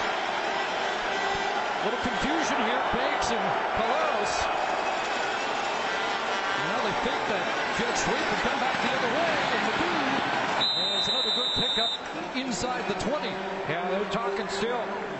Zach Collaros is over there talking to Brandon Banks, trying to get them lined up and on the right page. They're both been, and Banks saying, that's my bad. Now I got it. Now I got it. I got you. I was on the wrong side. Collaros has, the quarterback's got to know where everybody lines up. The protections, the fakes, the play action, it all matters for a play to be successful. Ken Austin almost called a timeout when he saw the confusion. And waited, and Collaros got it. They got him lined up. And they keep it going. 2nd and 4. Pressure again. And he throws it away, incomplete. And the field goal unit will have to come on. Alabama steps up. He's coming on the blitz, and it's an A-gap blitz from Juwan Simpson. And Zach Collaros has no chance. He just is going to step up in there, and he's got to throw it away. Said he'd be watching the Iron Bowl last night. Didn't see much defense in that game. Asked him, will all the folks in Alabama be cheering for him? He says, once you leave Alabama, they don't care. It's about Alabama. Medlock puts it through. The left footer gets the 3 back, and once again, it's a 10-point game. Calgary with the lead. James Calgary's run 43 offensive plays in the game, 33 for Hamilton. And the Stampeders have the football. They start at their 35. Here comes the heat. Taylor Reed can't bring him down, and Mitchell will throw that one away at the Ticat bench. Yeah, James makes a great point that when the pocket has broken down, Zach Collaros has had trouble with it, and he is a quarterback that all season long ran the ball pretty well. He finished second in the league behind Mike Riley in Edmonton rushing the football, and yet he's had trouble running it, whereas Bo Levi Mitchell is buying time. He's scrambling, he's getting outside, he's changing the launch point, and really breaking down that Hamilton defense because of it. Safety Craig Butler lining up on the line, showing safety blitz on 2nd and 10. He'll drop back. Mitchell stands in, and this one is picked off.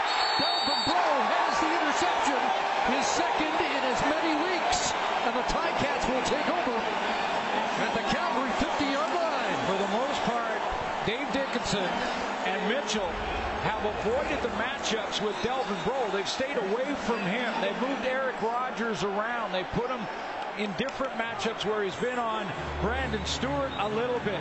But this time they go to his side. There he is at that corner, the short side. Now he's going to fall off of his man on that hitch route. He's not even going to go to that one.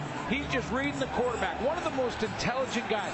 We call him, he's a lockdown corner, no question. Maybe the best man-to-man defensive back in the game today, but he's also one of the brightest.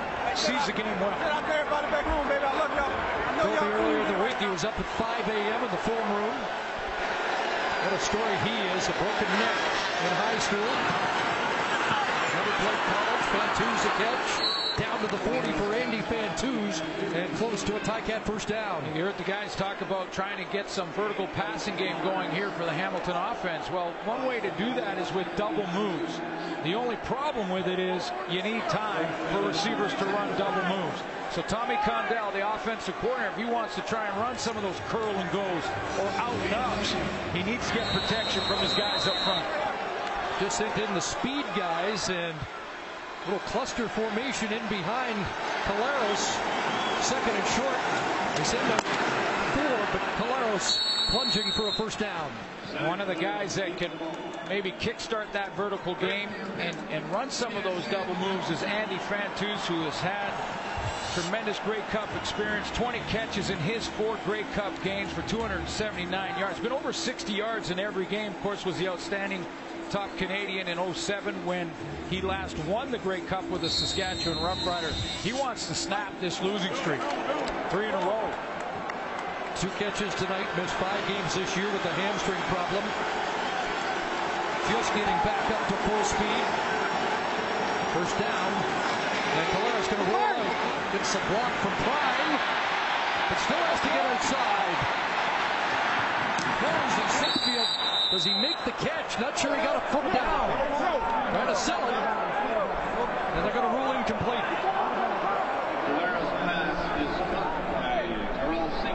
Freddie Bishop doesn't Rolling on the field is an incomplete pass. The receiver was out of bounds. 2nd down. Let's take another look at this and see if Sinkfield got his feet in bounds. It's like the right call. Yeah, I think you're right. The problem began for Hamilton on this play. Yeah, he was definitely knee on the white stripe. The problem began when Freddie Bishop did a nice job of getting wide and making Caleros bubble back deep.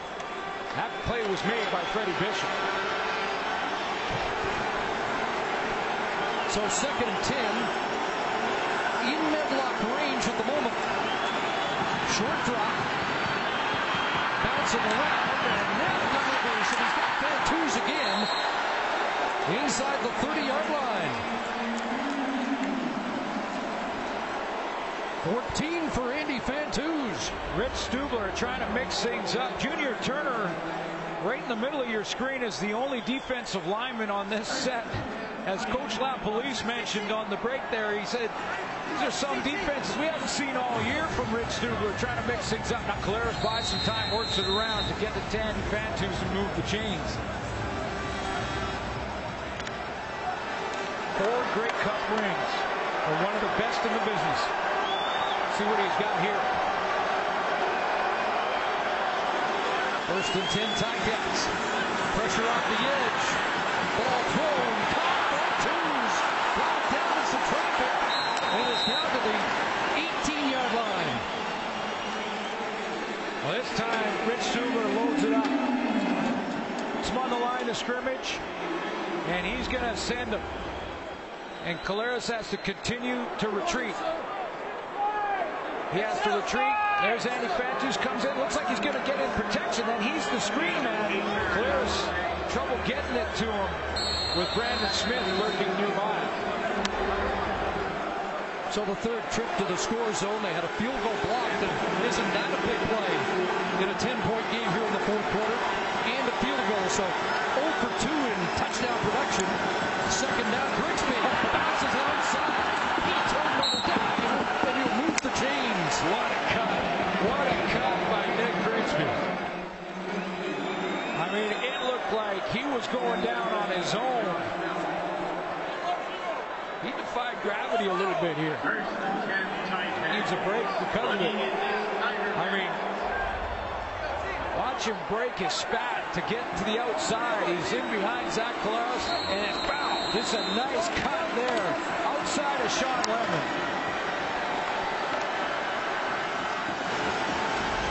Good vision, Nick Grigsby. Trying to finish the drive. They empty it out. 6 receivers, quick hitter, and caught by Sinfield. But Buddy Jackson on the scene for Calgary, and a late flag. Buddy Jackson pleading his case. Looks like it's going against him.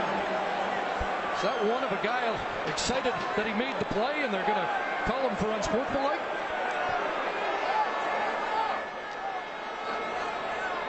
Objectionable conduct. Calgary number 38. Half the distance to the goal line. And a first down.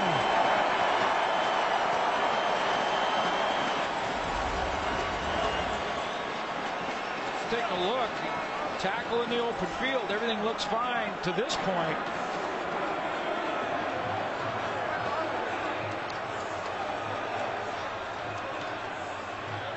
Stepped over him.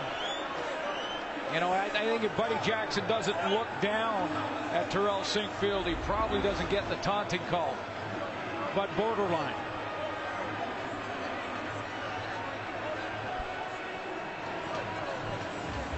Got an injured Calgary Stampeder, defensive lineman Quinn Smith, the rookie out of Concordia, getting attention, will step up. Oh, Hamilton threatening here in the fourth. Getting tighter, 20-10, the lead for John Hufnagel's crew, but Kent Austin's team has a first and goal down at the 3-yard line. And Grigsby stopped up around the 2. Junior Turner with the stop. Super Bowl winning quarterback Russell Wilson here at BC Place to check out another championship game along with David Braley. Boy, I love the way Russell Wilson plays the game. Great competitive edge. Throw the ball so well, but also scramble with it. Watching 2 young quarterbacks here in this game that are really a glimpse at the future at the position in the CFL. They beat the 49ers Thursday and celebrating a 28th birthday yesterday. Who celebrates tonight? Second and goal. Grigsby stopped behind the line of scrimmage. Bishop. Big play by Freddie Bishop. You know, he made that play on that sideline throw to Sinkfield that was out of bounds. And he steps up in the backfield and causes all kinds of problems. Bishop again.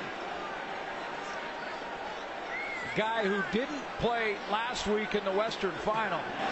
He just beats the block of CO Prime. A 3-yard loss right down on the doorstep, and Hamilton's going to have to take the field goal here. Stampeder team has had so many injuries along the defensive line, missing the great Charleston Hughes, but next guy up from the story all season long for Calgary. So Medlock, who had one blocked, will drill this through from short range, a 12-yarder, and now it's a touchdown lead for Calgary. Only once this year, Farhan, did he throw more than one interception in a game. And against the Winnipeg Blue Bombers. Starting at the 35-yard line. Into the hands of Cornish. And they have done a job. The run defense, ranked #1 in the league, has slammed the door in the face of the top Canadian so far tonight. Well, he's done it tonight, Bo Levi Mitchell, when he's moved the ball, when he's had success.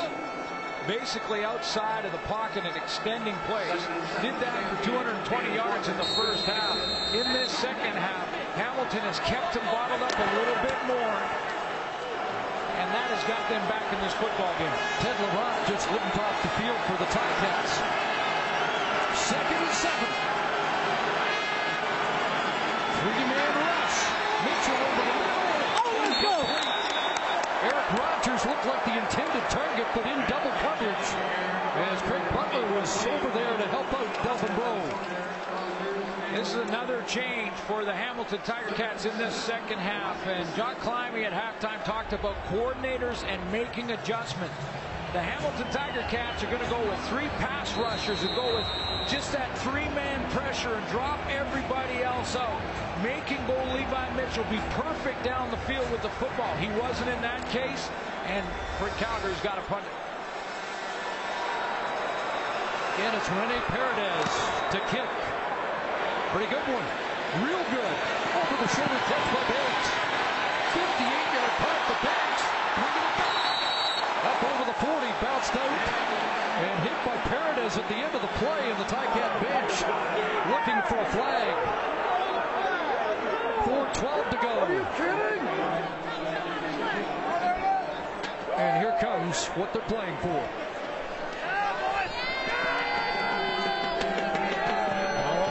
Just get those shivers when that cup is escorted onto the field. Still in the balance. A 1-possession game with 4 minutes to go. 3rd ever Ticat Stamps Cup. They split consecutive cups in 98 and 99, and both teams tasting defeat in consecutive cups over the last 2 years. Who celebrates tonight? At the 42, they think they sweep. Looks another way. This one is complete.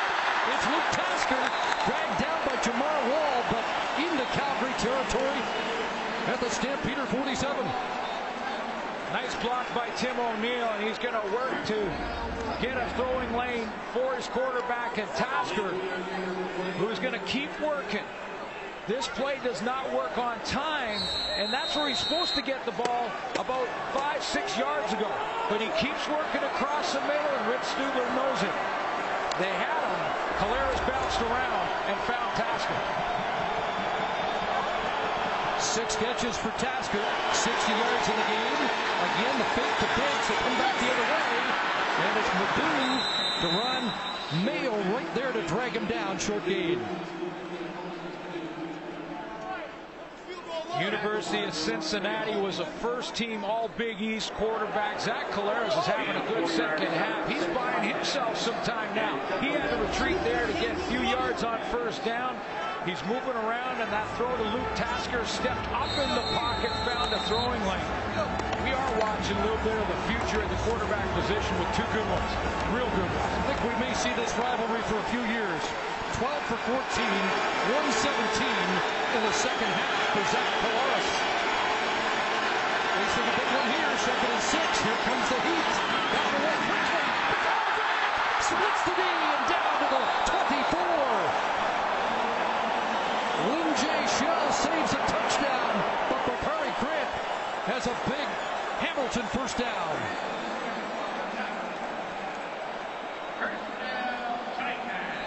Again, Austin's team down by 7, but with momentum and the football. 1st and 10 at the Stampeder 23. Sinkfield bounces back to the near side of the ball. Batted down. Was Sinkfield the intended target? Go back to that throw to Bakari Grant that got them into this position in the first place. Caught the Calgary Stampeders in a stunt right here with Mayo and Juwan Simpson. So that slant in behind them is why they got in this position. Now in 2nd and 10. What does Rich Stubler have? And Tommy Condell and Ken Austin offensively.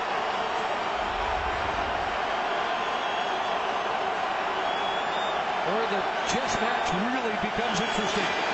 2nd and 10. Has time, and then he's running out of it. Late first contact, dragged down. Freddie Bishop's had quite a game, and Corey Mace, the Port Moody BC native, helping out on the sack that will force the field goal unit on. And again, Hamilton comes away empty deep in Calgary territory without a touchdown. Red zone has been an issue. Zach Collaros has been 10 for 12 in this fourth quarter, but the pocket collapses on him. He doesn't get that throwing lane. There's Sean Lemon from the backside causing problems. From 37 out. Medlock splits it, and now it's a 4-point lead. But the coach not happy with that. May have taken us out of an overtime possibility. The last overtime game, 2005, right here between Edmonton and Montreal. Calgary Stampeders will take the ball on the 35-yard line. 3 consecutive field goals for the Tiger Cats. And Bo Levi Mitchell probably with the same message that Farhan Lalji told us the last time he came out. You need more points to finish it up. Can Steinauer find a way to stop Mitchell again? Now 1 for 5 and 1 interception. Conventional wisdom says Dave Dickinson goes to John Cornish here. That doesn't mean he will. Do we see play action? Stack up the front, they fake the points, they go outside. And is the catch made? No. Cunningham can't reel it in. And what I meant by that was Dave Dickinson, who's called a great game. You got the best tailback in the game who's been contained here in this one tonight, but you never know when Cornish can spring free. When you want to kill the rest of the clock, you think you go into the running game. That's what history dictates, but not Dave. On first down, Dave Dickinson, play action, wide side out. Now we got 2nd and long, and a huge down. Last 2 possessions for Calgary, 2 and outs. Huge play here, 2nd and 10. Stands in, delivers, and Malcolm McDaniel, the former Ticat, with an enormous first down catch. Hamilton goes with a stunt up front defensively, but it's picked up well by an all-star offensive line for the Calgary Stampeders, giving Bo Levi Mitchell time to go to his most consistent receiver, and a smart play by Marquay McDaniel to make this catch on the out and then just get down. Don't put yourself in a position where that ball could get punched out of there. That O-line led the league in protection, allowing just 26 sacks. None tonight for Hamilton. Here's the sweep and cut back. As Anthony Parker has his first touch of the game up at the 50. So time becoming a factor here. Kent Austin needs a stop with 1:33 on the clock. Does Orlando Steinauer, the defensive coordinator, go with full blitz here, where if they go to Cornish, it's a run blitz. If they go to the pass game, they're getting after Bo Levi Mitchell.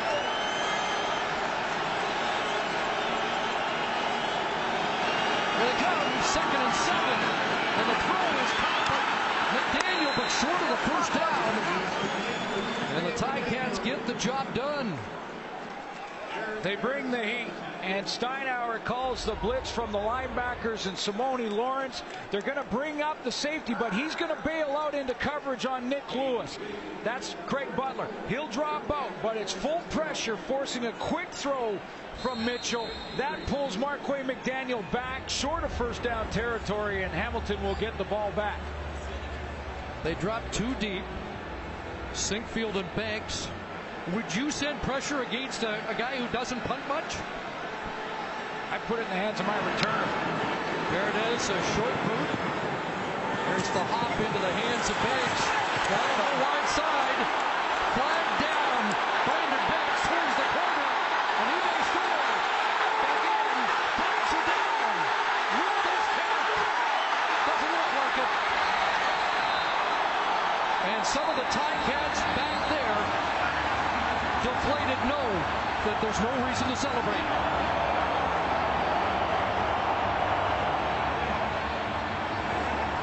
But that's what all the fuss was about this week.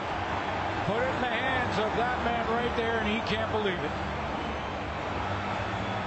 Returned 2 for touchdowns last week, and now he has had one called back in consecutive weeks.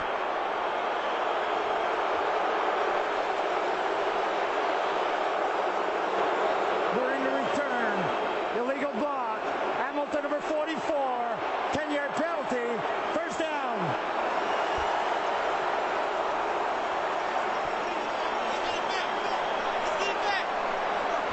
Taylor Reed. There is Taylor Reed, number 44. Does he get a block in the back? And he, with the block on the back of Carl McCartney, who is the #1 special team tackler for Calgary. So back at the 12, Jack Collaros in the last 2 years has engineered more game-winning drives than any other quarterback. In the late stages was 6, 4 with the Argos, 2 this year. And there's a despondent Prior to the ball being snapped, Calgary called timeout. Timer at least clock should read 35 seconds.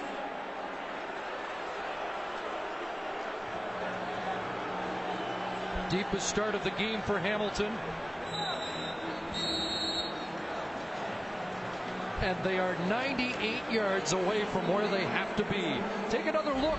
Looked like he had a shot at the side, but with the hand on the 5 on the back of the jersey. Yeah, that's going to be called. That's going to be called. Here we go. Collaros. And he is taken down inside the 5. And a 3-man rush getting home for the Stampeders.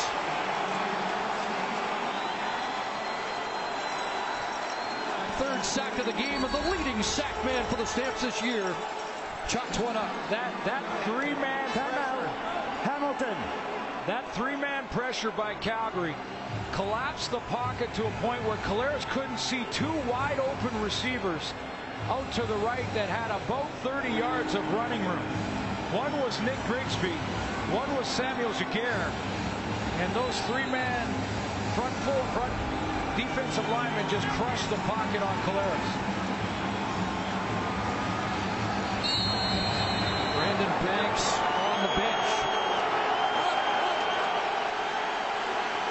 In tears, 2nd and 19. Ticats need something huge in a hurry. Collaros steps up and throws complete. Up close to a first down. Let's see where they give Andy Fantuz.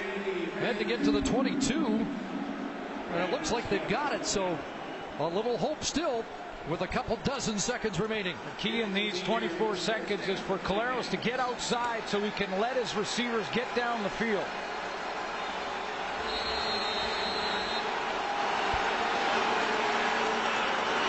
Underneath again.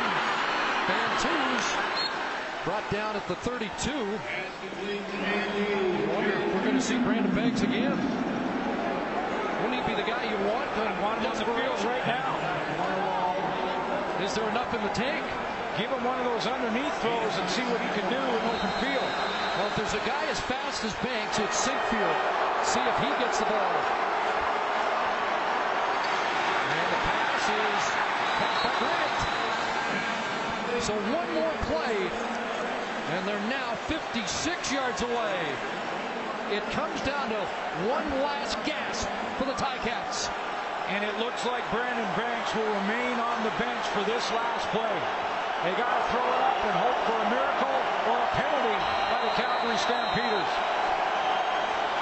Fans rising to their feet. Collaros buys a little time to the outside. Deron Mayo in pursuit. Arm hit. Ball drops. And the Calgary Stampeders, in the year of the horse, are the Grey Cup champions.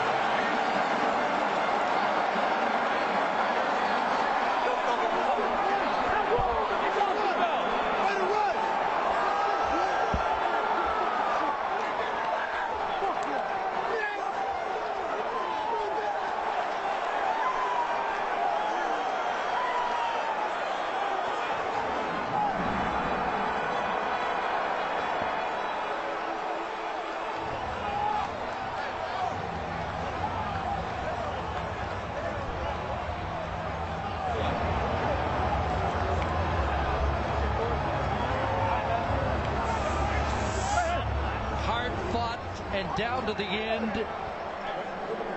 And a clipping call that will haunt the Hamilton Tiger Cats for a long time. And a Calgary Stampeder football team, they've got the piano off their back with regards to postseason. A great first half by Bo Levi Mitchell. Zach Collaros had a courageous second half and got him to within striking range, and a called back punt return. Courageous performance by Zach Collaros and a championship performance for Bo Levi Mitchell, who's with Farhan Lalji. Bo, you said during the week to your teammates, we haven't got it yet. We haven't done anything yet. What's it feel like to get it? Feels good, man. It feels really good that we put all this hard work in. You know, there's a lot of luck involved also, but this team worked tirelessly, this coaching staff worked tirelessly, and we finally got it done. What's going through your mind when Banks has that ball and is running down the right sideline? Well, I saw that flag real early, so I knew. I mean, that's the thing, though. I mean, you know where he's going. You know he's going to do that, man. You got to stop those things, because that almost lost us a great cup. So, our guys, we got to be better than that. It already goes to show there's more back film that we can watch and figure it out, but man, to finally get this done feels great. Take us through the first half. I mean, you were on fire in that half, and you really seemed to be comfortable and prepared going into this game. Yes, sir. I mean, I felt great. The guys were breaking off great hot routes. The protections were great. And on scramble drill, that was the biggest part about the game. When we scrambled, everybody got open. We made some big plays. You've won throughout your career. You did it in high school. You did it in university. What's it take for a guy to be a winner at the level you've been able to win at? My teammates. I've been blessed to have the greatest teammates around, man. No matter who they are, they're so selfless. They do all the greatest things for me, man. They make me look so great out there. And man, I got to give all those guys the glory tonight. Enjoy lifting the trophy and the confetti when it comes. Yes, sir. Thank you. 24 years old, Bo Levi Mitchell now has a state championship in high school from Katy, Texas. He's got a national championship at the college level at Eastern Washington. And he is now a Grey Cup champion. Sarah Leski's with Juwan Simpson. Juwan just told me he thought he was going to cry. We haven't seen tears yet, though. Juwan, you were here in 2008 when you guys won Montreal. Describe what it means to you to win this one today. You know, it just means so much. You know, it's a lot of hard work went into this, blood, sweat, and tears. Everybody sacrificed. You got guys leaving their families for half a year. Hey, it's just an awesome feeling, you know, and I'm happy. I'm happy. Oh, man. How would you describe the game that Rich Strubler called defensively? Awesome. You know, came out, they got a couple plays on us. You know, halftime he told us just keep going, keep chugging along. From day one, he told us that we were destined to be here. Hey, he did a great job. Everybody did a great job, baby. He crying. Chris? 20 games for the Stampeders this year. They win 17 and they win the 102nd Grey Cup. Back down to the field, Farhan Lalji with Eric Rogers. Eric, you got a number of guys on this team that have been here since 2008 and even longer. Here you are in your first year and you get a chance to win this trophy. What's it mean to you? It's a great feeling, man, to bring in the Grey Cup to Calgary. You know, these guys lost it in 2012. You know, I'm just happy to be a part of the team and help this team bring home the Grey Cup. This is such a deep receiving core. How have you been able to stand out, especially in that first half? You took this game over at times. You know, just not giving up on the play. You know, Bo's gonna make you know, extra time with his feet, and you know, I saw him rolling out, so he broke my route off, go to the corner or whatever. You know, just got to go back to the ball, make the play, and you know, keep momentum going. What about Bo? And he's won so much throughout his career. How much of that did he bring to this group? That confidence, that swagger. We know we got a winner back there under center. And all in all, we got a winner. You know, he started off with the best record, the CFL starter, you know, something crazy like 17-2 or something like that. And we know he can make plays. You know, even after that interception, he said, that's on me, don't worry about it. We're going to go ahead and win this game. And we got a first down and field positions. We good. Eric, thanks for this. Enjoy it. No problem. Thank you. You know you're a well-coached football team when you play 3 games. This would be Eric Rogers' 4th, and you become the prime focus offensively. Dave Dickinson called another great one. Eric Rogers delivered with over 100 yards receiving. Dave Dickinson's offense came out roaring in this game. They built a 17-0 lead, and as it turned out, that was enough on this night. What a week for Dave Dickinson. Grey Cup champion and soon to be a Canadian Football Hall of Famer. And I guess the questions will be, Is he also going to be the next head coach of the Calgary Stampeders in the near future? Only John Hufnagel knows for sure. Well, 2008 was their last cup. This is a kind of a delayed dynasty like Montreal, who won in 2002, and everybody thought they were going to win a bunch. Didn't win again until 2009. Well, Calgary's had to wait. They won in Montreal in 08 and are back in the winner's circle here in Vancouver. John Hufnagel's been asked all year about the playoff failures since 2008. The postseason disappointment, the 2012 loss in the Grey Cup to the Toronto Argonauts. We got many more to go. He said it won't go away until the players prove that they can win the big one. They did that tonight. Let's go back to Sarah Oleski with John Cornish. John, there were so many questions about this team coming in just because of the playoff history recently and the lack of success. Describe this win today. I mean, I think it's pretty successful getting to the Grey Cup. But, you know, the season that we had, 15-3, the only successful conclusion of the season would be a Grey Cup win. And, you know, I never believed it before. I thought offenses, you know, they were what won championships, but it was the defense. It was our defense that won this championship. And, you know, all the guys on offense, it's just crazy. But Bo Levi Mitchell, you know, the poise that he had, you know, just sitting in the pocket, doing what he had to do to get us the win. And for you to win this in your hometown, something extra special? Yeah, so, you know, I wish I could have contributed more, but I knew going into the game I was going to be a decoy. So, you know, it worked out. You knew that beforehand? Yeah, unfortunately it was... it didn't affect my game, but that's how it goes. Congratulations, John. Thank you very much. High school champion in this building in 2000 and now a Grey Cup champion as the guys hit the Twitter mirror in celebration. John Cornish had 9 carries for 25 yards. Hamilton had a game plan, but as you just heard, so did Dave Dickinson.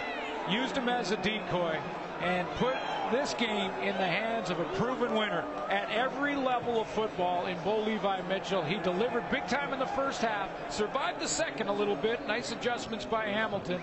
They need to get credit for that.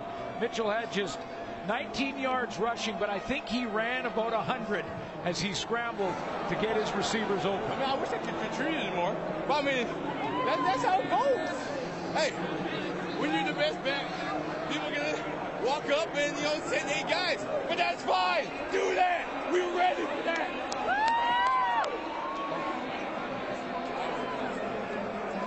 Like, those guys have been yapping and yapping and yapping. This is a part, as a player, you savor the moment. Try and soak it all in. The emotions will hit these guys anytime now. Sensing a little relief, though, aren't you? It's not the complete bedlam of jubilation that you often see. This has been a confident team all year long. The best team in Canadian football in 2014, 15 wins on the season. As Bo Levi Mitchell said in the pregame show when we sat him down, his high school coach told him, if you're the best team, you can only give it away. They didn't do that tonight. First team since 1987 to lose the turnover battle and still win the game, although it was a very clean game in that regard, just the 1 interception.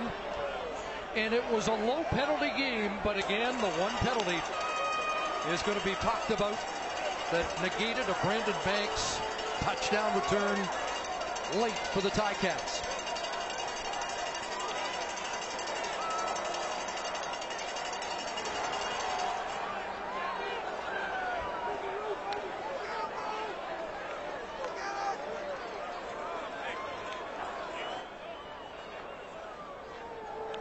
Ladies and gentlemen, a thrilling finish to a wild game. Time now for the 2014 Grey Cup Trophy presentations. Let's send it down to Brian Williams. Brian. All right, thank you, Rod Black. Ladies and gentlemen, the 102nd Grey Cup goes to head coach John Hufnagel and the Calgary Stampeders. Before the presentation, there's Brian Burke of the Calgary Flames here in the crowd cheering. Before the presentation of the Grey Cup to John Hufnagel, we have one presentation to be made by the Commissioner of the Canadian Football League and Matt Dunigan. Here is Commissioner Mark Cohen. Commissioner Cohen. And the most outstanding player goes to your unbelievable quarterback, Bo Levi Mitchell. Congratulations, Bo.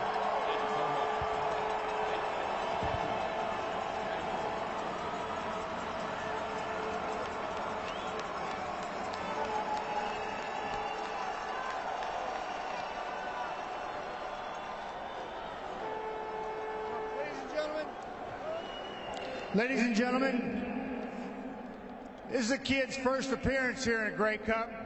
How do you think of the job he did tonight?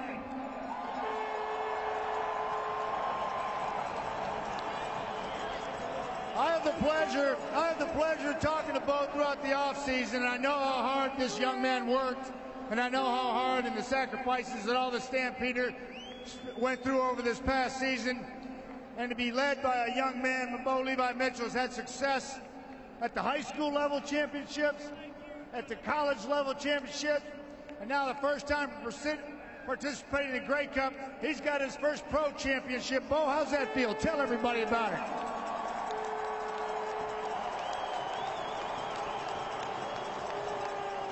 Man, the only thing that I can do is thank every single person in front of me right now.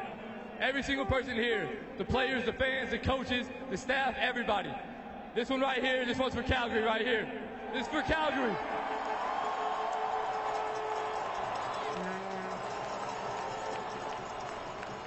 Bo, you seem to be so poised out there the entire football game, playing within yourself. Not just tonight, but all season long, you made it look relatively easy. Is that just, do you have a pulse?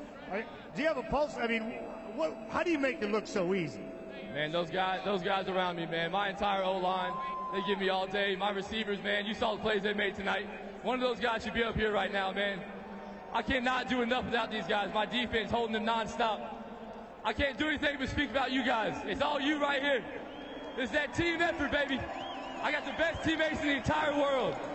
That's what it's all about right there. That's why he's the MVP.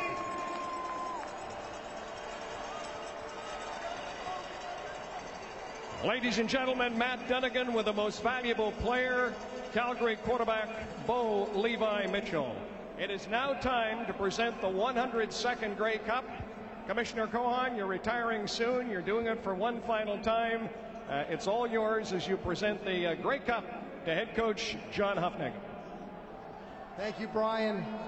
What an amazing season the Calgary Stampeders have had. I'm sure John Forzani is up there looking down with a big smile on his face. It's now, this is for John. You guys ready? Il me fait plaisir de présenter.